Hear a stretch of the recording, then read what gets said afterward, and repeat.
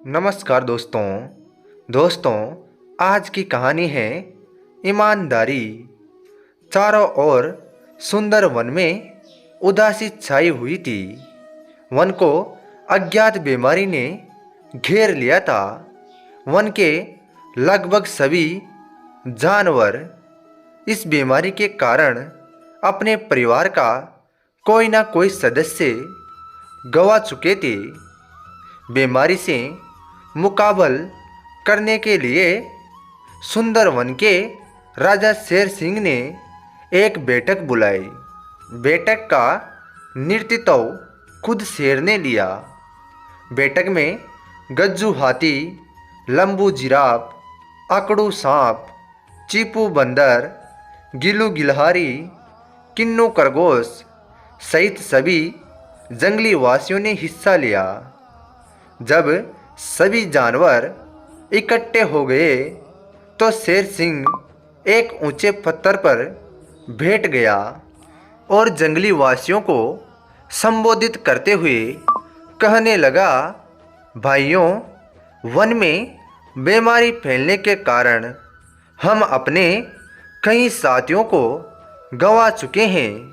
इसीलिए हमें इस बीमारी से बचने के लिए वन में एक अस्पताल खोलना चाहिए ताकि जंगल में ही बीमार जानवरों का इलाज किया जा सके।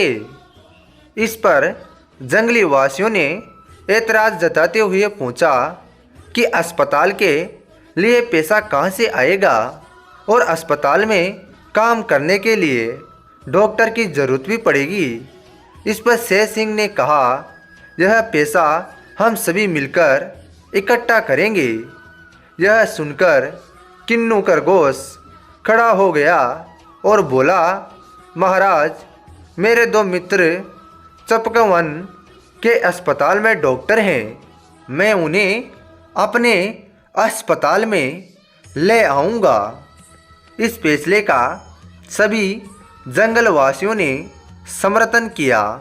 अगले दिन ही गज्जू हाथी और लंबू जिराफ ने अस्पताल के लिए पैसा इकट्ठा करना शुरू कर दिया। जंगलवासियों की मेहनत रंग लाई और जल्दी ही वन में अस्पताल बन गया। किन्नू खरगोश ने अपने दोनों डॉक्टर मित्र भीनू खरगोश और चुन्नू खरगोश को अपने अस्पताल में बुला लिया।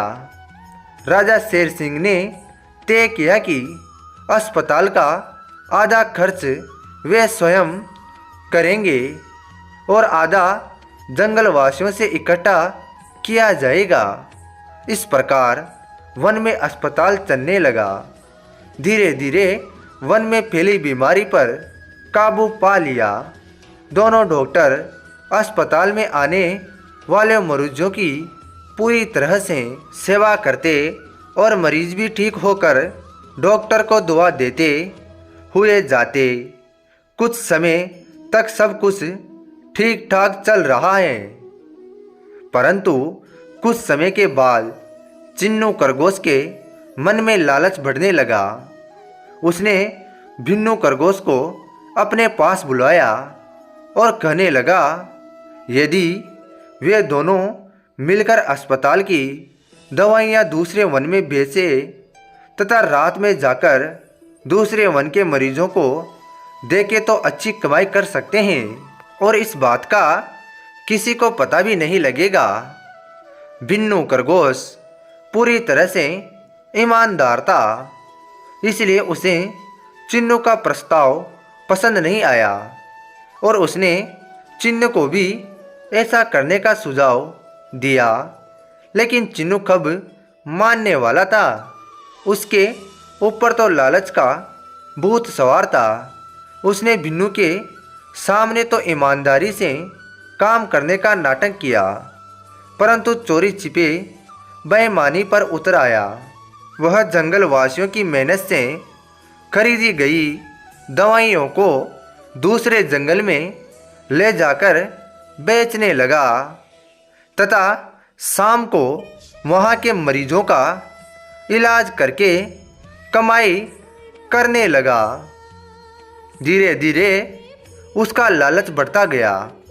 अब वह अस्पताल के कम दूसरे वन के मरीजों को ज़्यादा देखता। इसके विपरीत डॉक्टर वीनू अधिक ईमानदारी से काम करता। मरीज भी चिन्नू की अपेक्षा डॉक्टर वीनू के पास जाना अधिक पसंद करते थे। एक दिन सभी जानवर मिलकर राजा शेर सिंह के पास चिन्नू की शिकायत लेकर पहुँचे। उन्होंने चिन्नू खरगोश की कारगुजारियों से राजा को अवगत कराया और उसे दंड देने की मांग की।